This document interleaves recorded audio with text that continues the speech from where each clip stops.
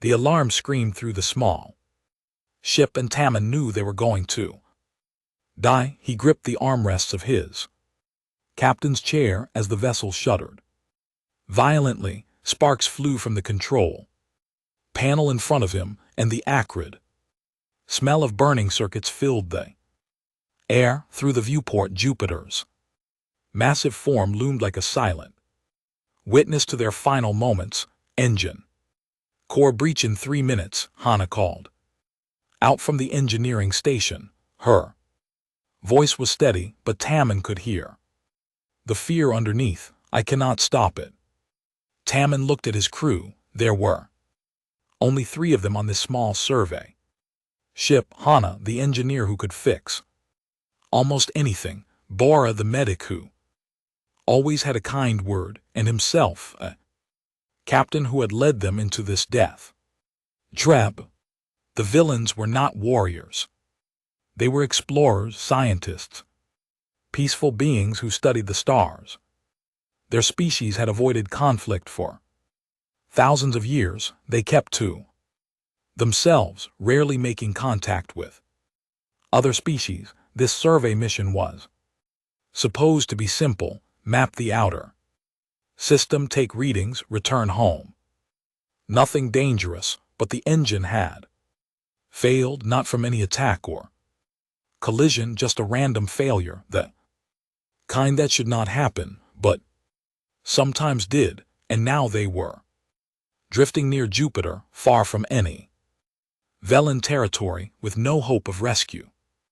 Send the distress signal, Tammin said quietly. All frequencies. Bora worked the communications panel. Sending now, Captain, but there is no one out here. We are too far from home. The nearest Velen ship is 3 weeks away. I know, Tammin said, but we must try. The ship shook again, harder this time. Warning lights flashed red across every surface. Tammin closed his eyes. He thought of his family back on Vila Prime, his partner, his young daughter.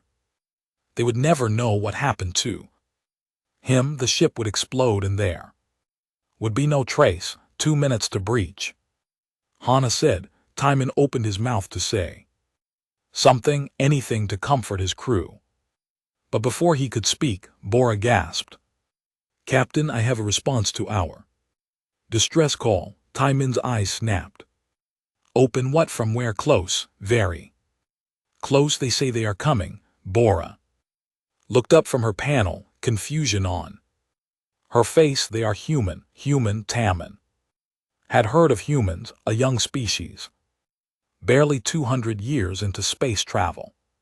They lived in this system, the one the humans called Saul, but the villains had little contact with them. Are you certain? Yes, Captain. They say they will reach us in 40 minutes. They are asking about our ship specifications and life support needs. 40 minutes, but they had less than 2. Tell them we will be dead in 90 seconds. Tammin said, tell them to save themselves the trip. Bora relayed the message. A moment later, the response came back, even through the translation. Tame could hear the determination in the human voice. They say to hold on. They say they are already coming at full speed. They say. Bora paused, listening. They say to shut down everything except minimal life support, reduce power consumption. It might buy us time. Do it. Timon ordered. Hana's hands flew across her console. The lights dimmed. The gravity generators powered down and they began to float. The temperature started to drop immediately, but the countdown slowed. 2 minutes became 3, then 4. Life support at minimum, Hana reported. We have maybe 30 minutes before we freeze or suffocate. The engine will still breach, but later. They waited in the cold and dark. Tammin had never felt so helpless. Their lives now depended on strangers, on a species they barely knew. He had no idea if the humans would actually come or if this Was some kind of trick. 20 minutes passed like hours. The cold bit into them through their suits. Bora kept her eyes on the sensors. I see them, she said suddenly. One ship moving very fast, too fast.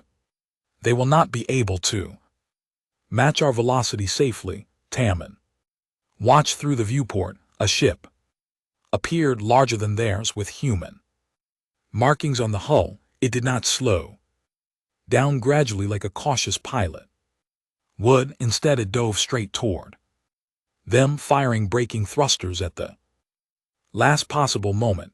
The human ship came alongside them with barely a meter to spare. Tammin held his breath. They are attaching a docking collar, Bora said. They are, Captain, they are. Cutting through our airlock door. Seal the inner doors, Tammin ordered. If they breach our hull. But the humans were faster. The outer door opened and figures in bulky spacesuits entered. One of them waved at the camera. Through the radio, a voice spoke and translated. Villain, hello in there. We are coming to get you. Sit tight. For the next 18 hours, Tammin watched in amazement as the humans worked.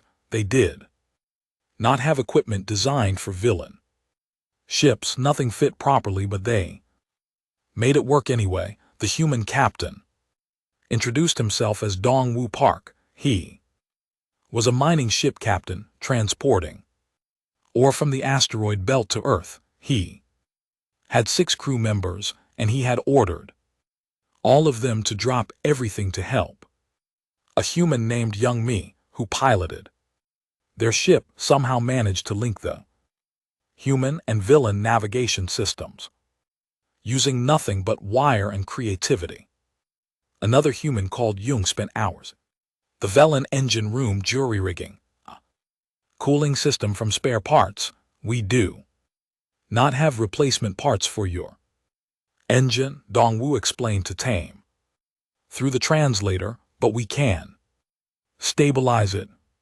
We can keep you alive until your people arrive. Why are you doing this? Tammin asked. You do not know us. We cannot pay you. You are losing time and resources.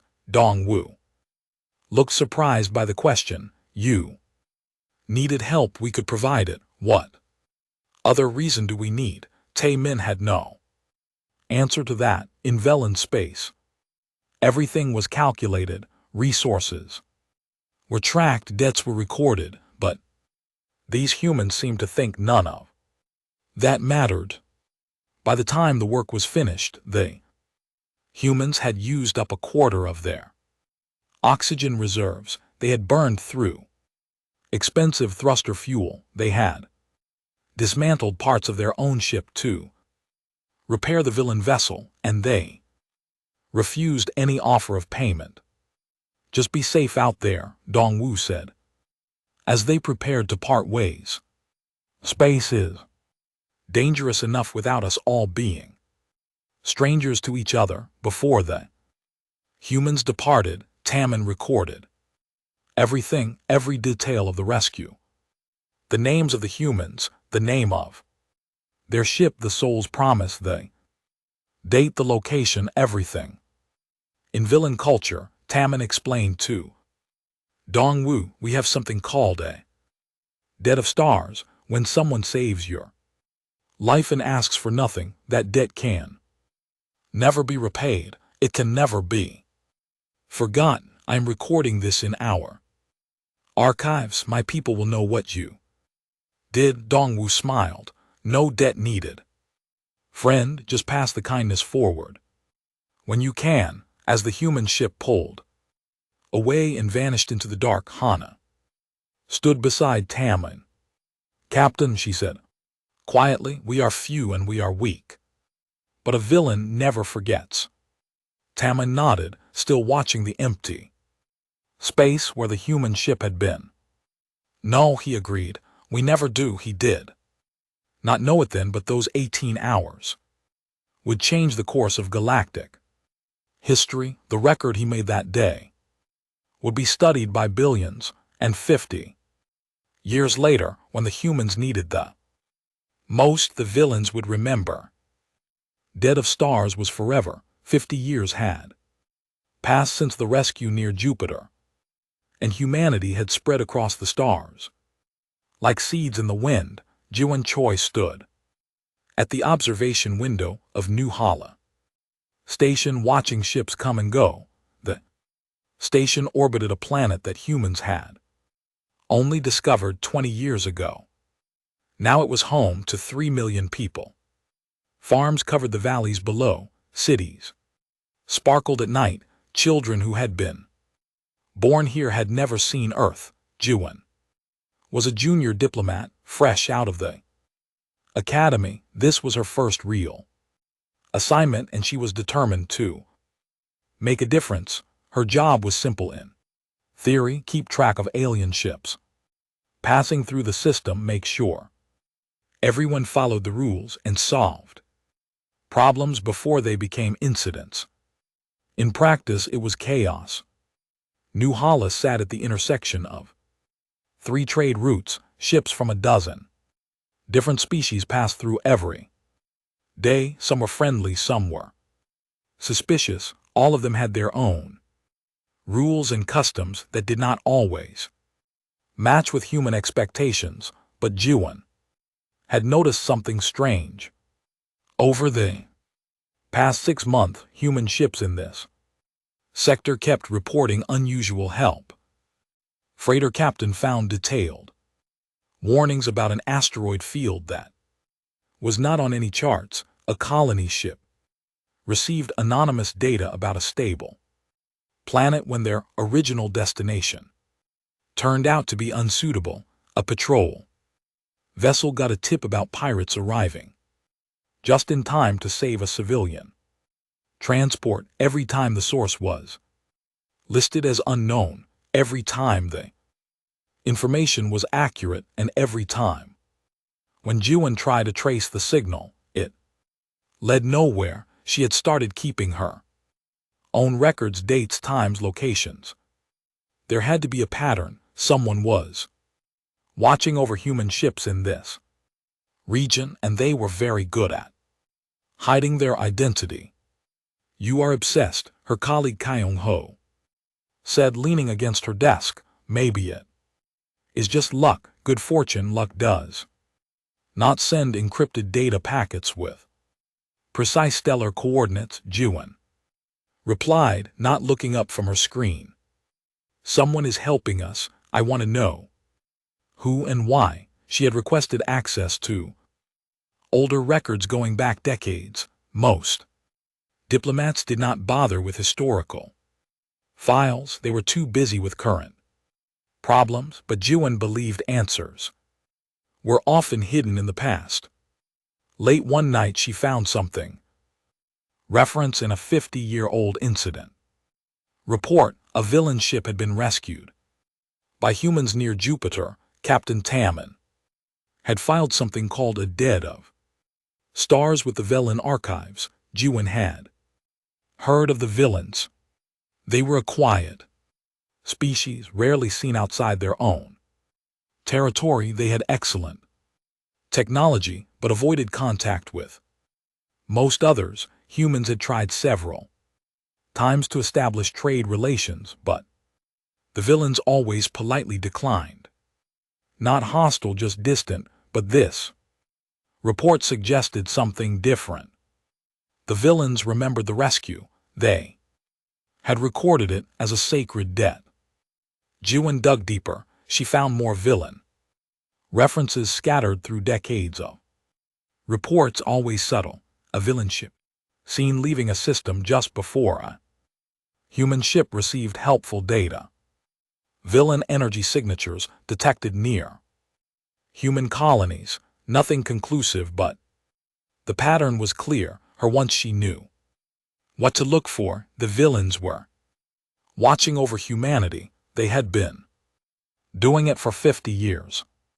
"I need to contact them," Juan told her supervisor. Her supervisor, an older woman named Yun Jai, looked skeptical. The villains do not take meetings with junior diplomats. They barely take meetings with anyone. Then I will send a message through official channels. I will reference the Jupiter rescue. They will understand. Yunji sighed. You are very stubborn. Fine, send your message. But do not expect a response. Jiwon crafted her message carefully. She explained what she had discovered. She thanked them for their hidden assistance. She asked if they would be willing to meet, not for trade or politics, but simply to acknowledge the friendship that already existed. She sent the message and waited. 3 days later, a villain ship entered the system. It was the first time a villain vessel had visited New Hala. The station went into a controlled panic. No one knew the proper protocols. No one had experience with Vlaine customs. The villain ship requested permission to dock. They asked specifically for Jiwon Choi. Jiwon felt her heart hammering as she walked to the docking bay. She had studied every bit of available information about villains. They were taller than humans, with elongated heads and large eyes, adapted for low light. They moved gracefully, spoke quietly, and valued precision in all things. The airlock opened and 3 villains emerged. The leader stepped forward and spoke in perfect translated Korean. I am Seojun. My grandfather was Captain Taman, who was saved by Captain Dongwoo. Park of the Souls promised 50 years ago. You are the first human to recognize what we have been doing. We are pleased to finally meet you properly. Jiwon felt a wave of emotion she had not expected. Why did you hide? Why not contact us directly? Seojun and LT Unk and GT's expression was hard to read, but there was warmth in his voice. A debt of stars is sacred too. My people, we owed humanity a debt we could never repay. For 50 years we have watched over your ships, your colonies, your people. We left warnings, we shared information, we protected you when we could, always from the shadows. But why? In secret, because a true debt is given freely, expecting nothing in return. If we revealed ourselves, you might feel obligated to us. You might offer payment or alliance out of politeness. We did not want that. We wanted to give as your people gave to my grandfather freely, without condition. Gi-won understood then. The villains had spent half a century helping humanity, asking for nothing, because that was exactly what humanity had done for them first. My grandfather told me the story many times. Seojun continued, how Captain Dongwoo risked his ship and crew to save 3 strangers, how he refused payment, how he simply said to pass the kindness forward. We have tried to honor that. Every human ship we have helped is us passing that kindness forward. Your grandfather, Jiwon said, is he passed away 10 years ago, but before he died, he made us promise to continue watching over humanity. He said that anyone who would go so far out of their way to help strangers was a species worth protecting. Seojun reached into his robe and pulled out a small data device. This contains records of every time we have assisted human vessels, locations, dates, types of assistance. We wish to share this with you. Officially now, we wish to step out of the shadows. Jiwon took the device with trembling hands. Why now? Why reveal yourselves? After all these years, because you found us, because you asked the right questions and showed the same curiosity. That makes your species remarkable, and because the galaxy is becoming more dangerous, we believe it is time for our peoples to stand together openly. Over the next weeks, Jiwon worked with Seo Jun to establish formal relations. Between humans and villains, it was delicate work. Both species were cautious in their own ways, but there was a foundation of trust that made everything easier. The villains shared star charts that would save human explorers years of dangerous travel. Humans shared their rapid manufacturing techniques which amazed the villains. The villains had superior sensors and computing power. Humans had creative problem-solving and adaptability. Together they complemented each other perfectly. News of the alliance spread across human space. People were fascinated by the story of the Jupiter rescue and the 50-year vigil that followed. Captain Dongwu, now an old man living in retirement on Mars, was tracked down by reporters. He seemed embarrassed by all the attention. "I just did what anyone should do," he said. In an interview, they needed help. "We helped, that is all." But Jiwen understood it was not that simple. In a galaxy where most species looked out only for themselves, where every action was calculated for advantage, humanity had done something different. They had helped without expectation, and the villains had never forgotten. Standing at the observation window one evening, watching a villain ship dock beside a human freighter, Jiwen felt proud of her species, proud of the villains, proud to be part of something larger than herself. Seo Jun came to stand beside her. "Do you know what my grandfather said in his final message to our people?" "What did he say?" "He said that humanity proved something important, that kindness is not weakness, that honor matters more than profit, that the best investment any species can make is in friendship." Xiaojun looked at her. He was right. "Your people saved 3 lives and asked nothing. Now our peoples will face the future together. That is not a bad return." Guy smiled. "No, not bad at all."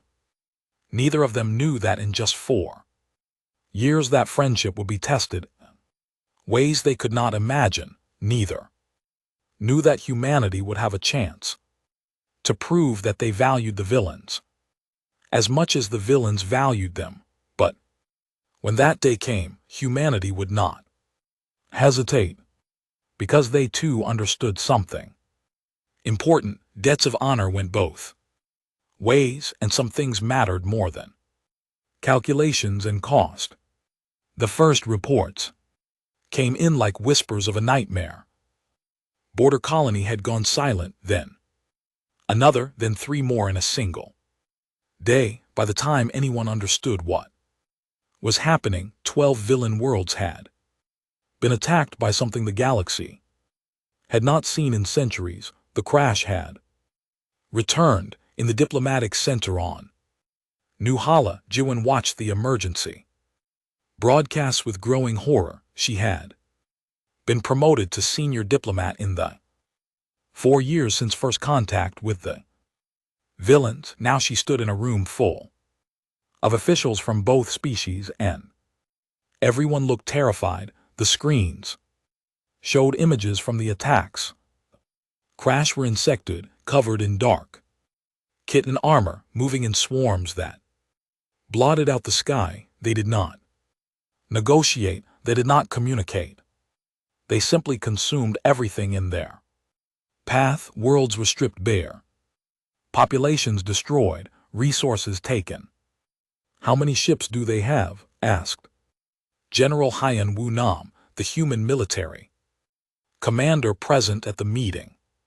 "Thousands," replied Ambassador Xiaojun, his voice hollow. "Maybe tens of thousands. They breed quickly. Each ship carries eggs that hatch into more warriors. They grow exponentially." "What about the Velen defense fleet?" Xiaojun looked down. "We are not warriors. We have some defensive ships, but nothing compared to this. We are scientists.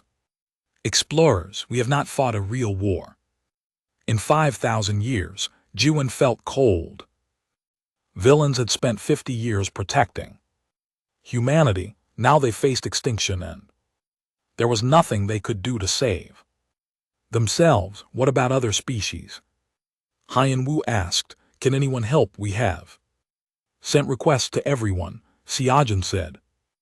Most species are withdrawing to their own territories. They say the crash cannot be stopped, only avoided. They suggest we evacuate what we can and flee where? Giwan demanded. Crash will not stop. If they take Velen space, they will keep expanding. Eventually, they will reach human space. 2, that is years away. Another human official said nervously. We have time to prepare our own defenses. Xiaojun looked at the official with something like pity. Yes, you have time. You could use that time to prepare to defend yourselves. That would be the logical choice. The official seemed relieved. But Jiwen saw what Xiaojun was really saying. The villains would die alone, while humanity watched and prepared. It was the practical decision, the smart decision. It was also unthinkable. Before Jiwen could speak, the emergency channel crackled to life. The image that appeared was barely visible through static and smoke. It was Xiaojun and LT Unk and GTS father and elderly villain who served on the council of Vila Prime, their home world. My son, the old villain said, I do not have much time. The crash are here. They have broken through our orbital defenses. They will be on the surface within hours. Xiaojun stepped closer to the screen, his hand reaching out as if he could touch his father. We are trying to organize help. We are. There is no help coming, his father interrupted gently. We know this. The other species have made their choice. We do not blame them. The crash are too powerful. Father, please. We can evacuate. We can get you out. 3 billion people live on Vila Prime. There is no evacuation possible. We know we are going to die. The old villain paused and even through the poor connection, Jiwen could see tears in his large eyes.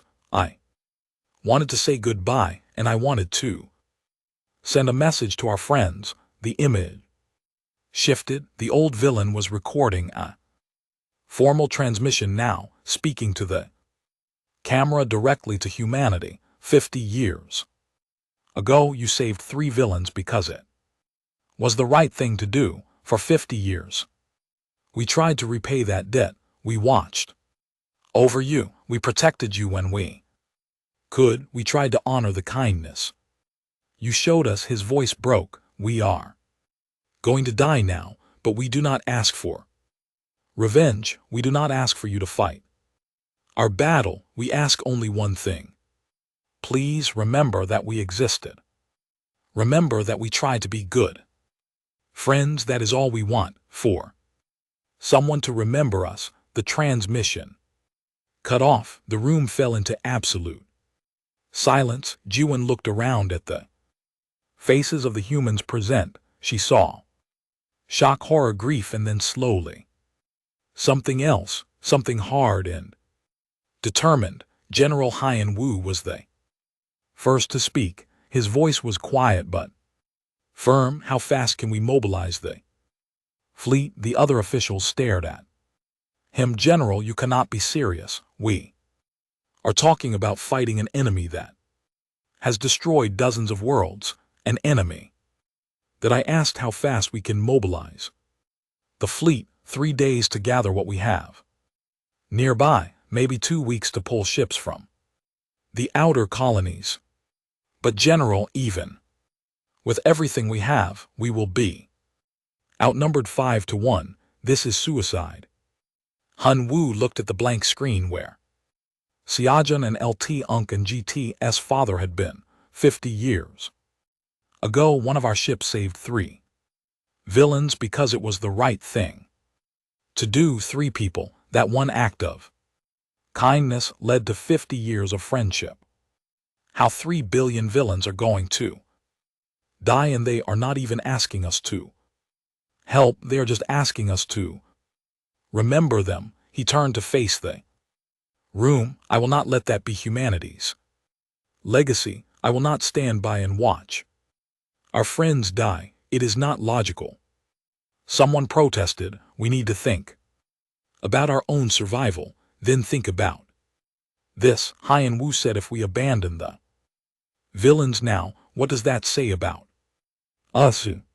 What kind of species are we if we only help when it is convenient, when it is safe? He shook his head. I joined the military to protect people, not just human people. People and the villains are our friends. That means something.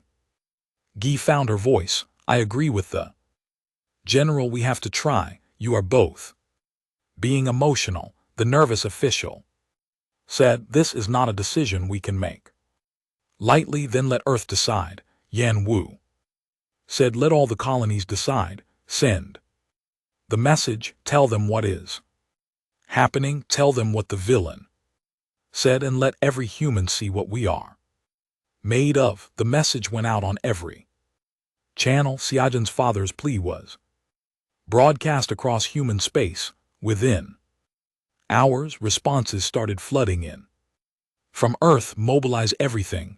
The home fleet is coming from Mars. Our defense force is ready. Send coordinates. From the Titan colonies, we have 30 warships. They are yours from New Hala.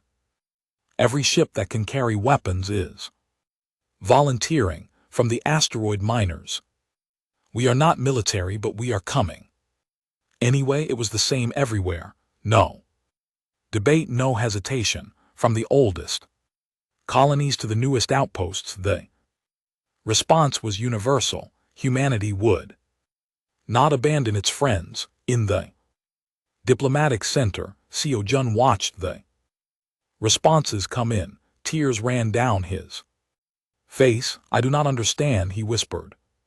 You will lose so many. This will cost you everything. Why? Ji-Yuan put her hand on his shoulder. Because you would do the same for us. Because 50 years ago, you learned what humanity was about. Now, it is time for the galaxy to learn the same lesson. Admiral Hien Wu stood and began issuing orders. I want every combat-capable ship gathered at Rally Point Delta. Pull ships from patrol duty, from escort missions, from everywhere. I want our best engineers designing weapons that can crush armor. I want our tacticians studying every piece of data we have about them. We have 2 weeks before we reach Vela Prime. That means 2 weeks to figure out how to win a battle we have no business fighting. Someone asked the question everyone was thinking. Admiral, what if we fail? What if we go to Vela Prime and we all die? Hien Wu looked at the man steadily. Then we die defending our friends. I can think of worse legacies. He raised his voice so everyone could hear. 50 years ago, Captain Dongwu Park of the Souls Promise made a choice. He chose kindness over convenience. He chose to help strangers when he had nothing to gain. That choice changed everything. Now we face the same choice, and I say we choose the same way he did. We choose to be the kind of species that does not abandon its friends, no matter the cost. The room erupted in activity. Orders were given. Ships were called up. Humanity was going to war. Outside, Ji-Yuan stood with Xiaojun, watching as the first human warships began to arrive at Newhall Station. Dozens of them, with more coming. We never asked for this, Xiaojun said quietly. I know, Ji-Yuan replied. That is why we are coming. 3 billion villains waited on Vela Prime, preparing To die, they did not know that help was coming. They did not know that an entire species had dropped everything to save them. They had only asked to be remembered, but humanity never forgot its friends, and they were about to remind the galaxy what that meant. The gathering of the fleet was like nothing humanity had ever done before. Ships came from everywhere, military cruisers with their weapons ready, colony defense boats that had never seen real combat, corporate security vessels normally used to chase pirates, even civilian freighters whose captains had welded guns to their hulls and volunteered for war. Admiral Hun Munam stood on the bridge of the flagship Incheon, watching as more ships dropped out of faster than light travel every few minutes, each one added to the growing armada. His tactical officer, Commander-in Su Quan, kept updating the count. 3,047 ships. Now Admiral, more still arriving. 3,000 ships. It sounded like a lot. It was the largest human fleet ever assembled, but the intelligence report said the crash had over 15,000 ships at Vela Prime. The math was simple and brutal. Humanity was going to be outnumbered 5-1. Status of the weapons research, Yan Wu asked. Captain So Yan Li, his chief strategist, pulled up a holographic display. We have been working around the clock. The problem is crash bio-armor. It is designed to resist energy weapons. Our standard ship guns barely scratch it. What about kinetic weapons? Old-fashioned bullets and missiles. More effective, but still not enough. The crest shells are too thick. We need something that can pierce deep and spread damage inside their ships. Young engineer named Tae Hyan spoke up from his station. He looked exhausted, like he had not slept in days. Admiral, I might have something. It is not elegant, but it could work. Show me. Taehin brought up his design. We take our mining charges, the ones we use to break up asteroids, we pack them into missiles with penetrating tips. The missile punches through the armor, then the charge explodes inside the ship. It should cause massive internal damage. So Yan studied the design. It would work, but we do not have enough manufacturing capacity to build these for the entire fleet in 2 weeks. Then we share the design, Hyan Wu said. Open source. Send it to every ship. Let them build their own using whatever materials they have. We do not need perfection. We need volume. And Su looked doubtful. That is not standard military procedure. We will have 1,000 different versions of the weapon, all with different specifications. Good, Hyan Wu replied. Let every crew innovate. Maybe someone will find an improvement we have not thought of. This is what humans do. We adapt, we improvise, we share information freely, and build on each other's ideas. Design went out across the fleet. Within hours, ships were fabricating the new weapons. Engineers from different vessels were talking to each other, sharing modifications and improvements. A mining ship captain figured out how to make the explosive charge more powerful. A colony defense boat found a way to make the missiles faster. A corporate engineer improved the penetrating tip. Every improvement was shared with everyone. No secrets, no proprietary technology, just humans working together to solve a problem. The alien observers who monitored human space were baffled. Their reports back to their governments were full of confusion. The humans are sharing military technology freely. They are not keeping anything secret from each other. This makes no sense, but to the humans it made perfect sense. They were all going to the same battle. They all needed each other to survive. Keeping secrets would only get people killed. Hai and Wu spent every day walking the virtual corridors of the fleet, through video calls talking to captains. Some were professional, military like himself, many were not. There was a freighter captain named Dae Young who normally hauled grain between colonies. A mining supervisor called W. Shik whose crew had volunteered there. Whole ship, a young pilot named Subin, fresh out of the academy on her first assignment. I am scared, Subin admitted. During one call, I have never even fired a weapon in combat. I do not know if I can do this. None of us really know. Hai and Wu told her honestly, I have been in combat before, but never anything like this. We are all scared, but we are going anyway because it matters, because those are our friends who are dying. Being afraid and going anyway, that is what courage is. Not everyone was supportive. Some governments tried to recall their ships. Some captains argued that this was suicide. A few ships turned back. But for every ship that left, 2 more arrived. The fleet kept growing. Ji Yuan Choi traveled with the fleet on one of the diplomatic vessels. She spent her time coordinating with the villain liaison. Siajam was with her, and he seemed overwhelmed by what humanity was doing. I have been monitoring communications between other species, Seo Jun told her one evening. They think you are insane. They cannot understand why you would do this. What do they say?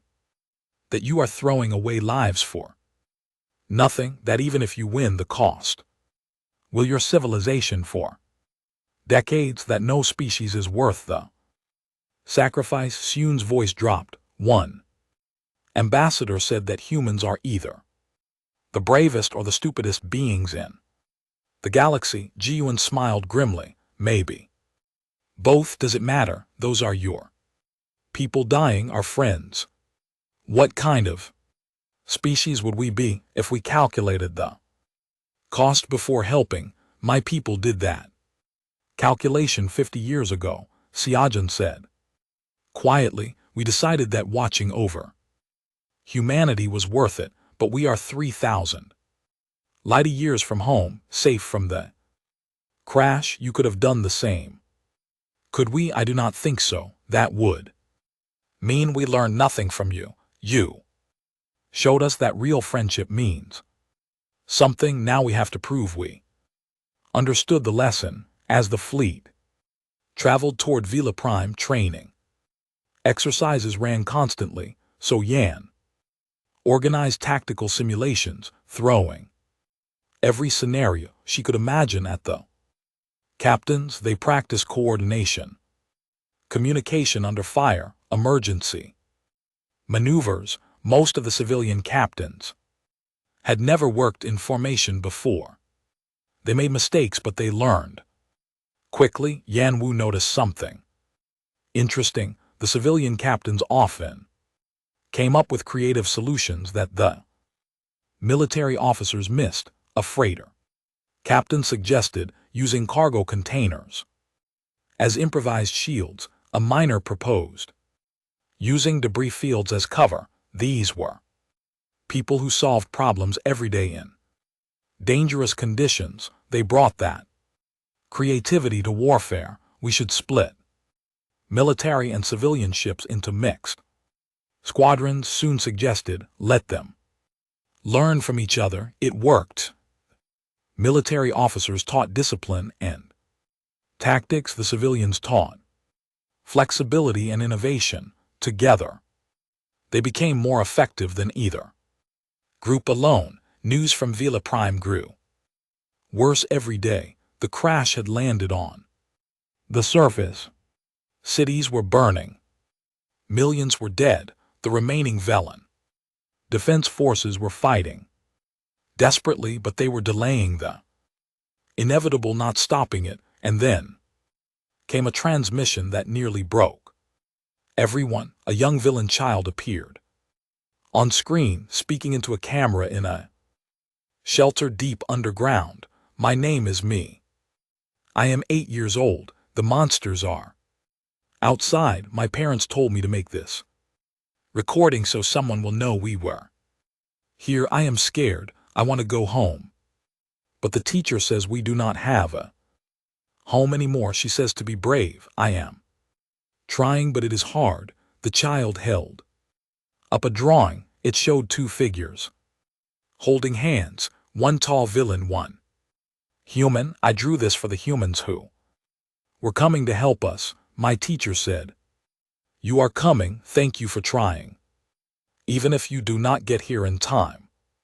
Thank you for trying." That recording spread through the human fleet like wildfire. Hyan Wu watched hardened military officers cry. He saw civilian volunteers who had been having doubts become resolute. The recording answered any remaining questions about why they were doing this. 3 days from Vila Prime, Hyan Wu gathered all the captains for a final briefing. 3,000 faces looked at him from screens throughout the fleet. "I am not going to lie to you," he said. "The battle we are about to fight is one we should not be able to win. We are outnumbered. We are outgunned. The Crasher experienced warriors, and most of us are not. By every calculation, we should turn around." He paused, looking at their faces. Fear, determination, courage. But humans do not do what we do because of calculations. We do it because of who we are. 50 years ago, Captain Dongwu Park saw 3 strangers about to die. He did not calculate the cost. He did not worry about whether it was smart. He just helped, and because of that one act of kindness, we built a friendship that has made both our species better. Hyan Wu and LT Unk and GT's voice grew stronger. Now we face the same choice Captain Dongwu faced. We can calculate the cost and walk away, or we can do what is right and fight for our friends. I know what I choose, and I know what every one of you has already chosen just by being here. He straightened. When we drop out of FTL at Velaprime, we are going to send a message to every crest ship. We are going to tell them that they picked the wrong species to attack, that the villains are under human protection, and that if they do not leave, we will remove them. Someone called out, "And if they do not leave?" Hyan Wu smiled coldly. "Then we teach the galaxy what happens when you threaten humanity's friends. We show them that there are things more important than survival, things worth fighting for, worth dying for." The fleet dropped out of FTL 12 hours later. At the edge of the Vila system, 3,000 human ships appeared like stars in the darkness. On every ship, weapons were charged. On every ship, crew said final prayers or wrote last letters home. On every ship and on the flagship Incheon, the crash came like a dark tide across the stars. Admiral Hyan Wu watched on his tactical display as 15,000 enemy ships moved toward them in a swarm formation. They moved with eerie coordination like insects following a hive mind. Against them, 3,000 human ships looked pitifully small. All ships have spread formation. Pattern Delta. Yan Wu ordered, "Do not let them surround us. Keep moving, keep firing." The first exchange of fire lit up space like a storm. Crash energy weapons stabbed through the darkness. Human missiles streaked toward their targets. The new explosive charges worked, punching through bio armor and detonating inside crash vessels. But for every crash ship that fell, 3 more moved in to replace it. Within the first Our 70 human ships were destroyed. The name scrolled across Hyan Wu's screen. Seoul's victory, New Busausen.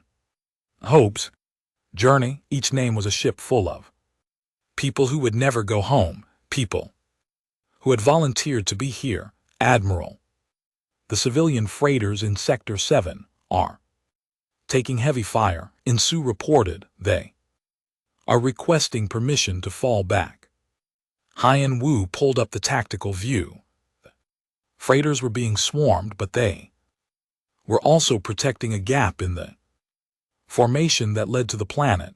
If they retreated, the crash would break through to the surface. Before he could respond, a voice came through on the command channel. It was Captain De Jong, the grain hauler who had welded guns to his ship. Negative on that fallback. Admiral, we are holding position. No bugs are getting past us today. Another voice joined in. W. Schick, the mining supervisor, we have got plenty of charges left. Let them come, one by one. The civilian captains checked in. None of them retreated. They held the line, firing everything they had, even as their ships took terrible damage. Watching them, Hyan Wu felt a fierce pride mixed with grief. These were not trained soldiers, they were farmers and miners and merchants, and they were heroes. Captain Soyan coordinated the tactical response. She had studied the crash formations and found patterns. Their movements, they are using a hierarchical command structure. There are larger ships giving orders to the smaller ones. If we can identify and destroy the command ships, the others will be disorganized. How do we identify them? Watch their movement patterns. Command ships stay back while the fighters engage. They are playing it safe. Hun Wu saw what she meant. Scattered through the crushed swarm were larger vessels that hung back from the fighting. All ships' priority targets are the big ones in the rear. Ignore the fighters if you can. Go for the commanders. It was risky to reach the command ships. Human vessels had to push deep into the crush formation, surrounded by enemies, but it worked. As command ships exploded, sections of the crushed swarm became confused, attacking each other or freezing in place. But the cost was terrible. 2 hours into the battle, 400 human ships were gone. Wreckage floated everywhere. Escape pods drifted through the debris, broadcasting distress signals. Some were picked up. Many were not. On the surface of Vila Prime, the remaining villains huddled in shelters, listening to the battle above. They had prepared to die. Now they heard explosions in orbit and dared to hope. In one shelter, the child MJI, who had made the recording, clutched her drawing of the human and villain holding hands. The teacher beside her, a woman named Hyojin, listened to the radio reports. The humans are here, Hyojin whispered. They actually came. Will they win? MJI asked. Hyojin did not answer. She did not know. In space the battle had become chaos. Human ships fought in small groups using their creativity and flexibility against the rigid crash tactics. A squadron led by young pilot Subin used a debris field to hide, then ambushed a group of crash fighters. A destroyer captained by an officer named Kang Dae deliberately rammed a crash command ship, sacrificing his vessel to take out a high V-value target.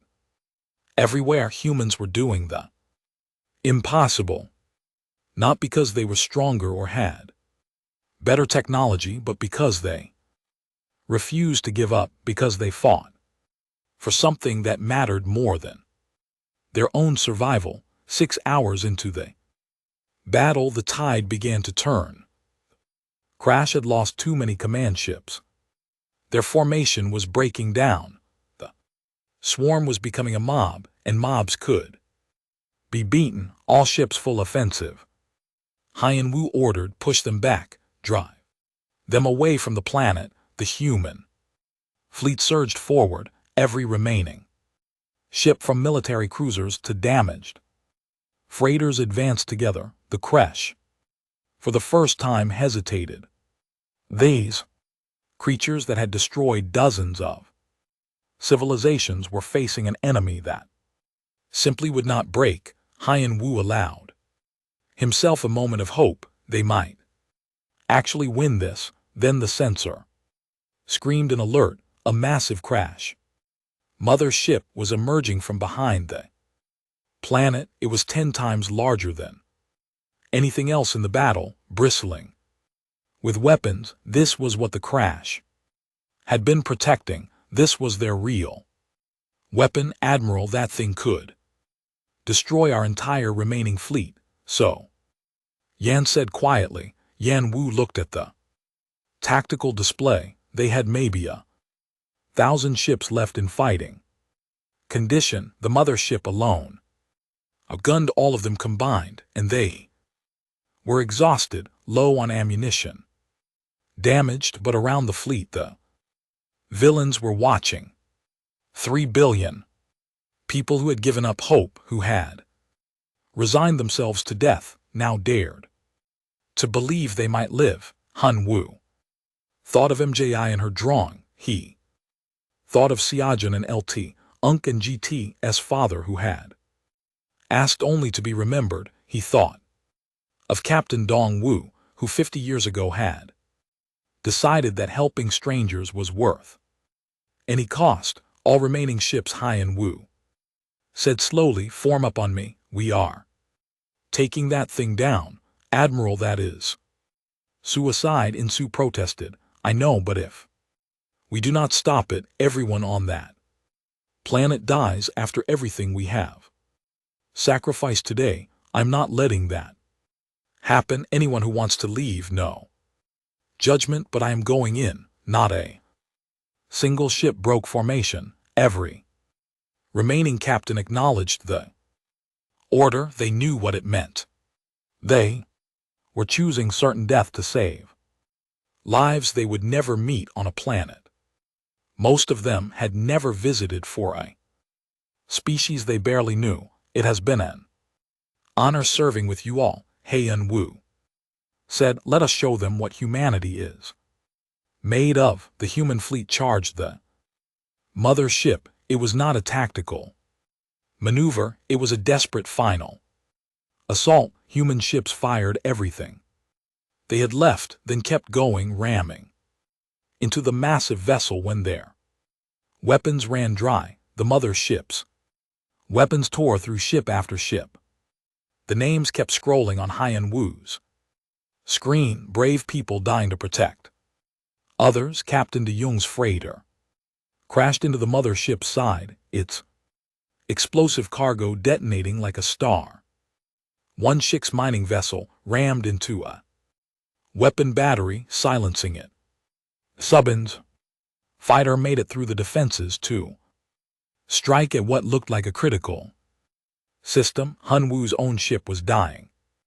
Around him, fires burned on multiple decks. Systems were failing, but still they pushed forward. Then something unexpected happened. The crash fleet, seeing their mother ship under assault, began to retreat without their command structure, and now facing the potential loss of their most powerful vessel.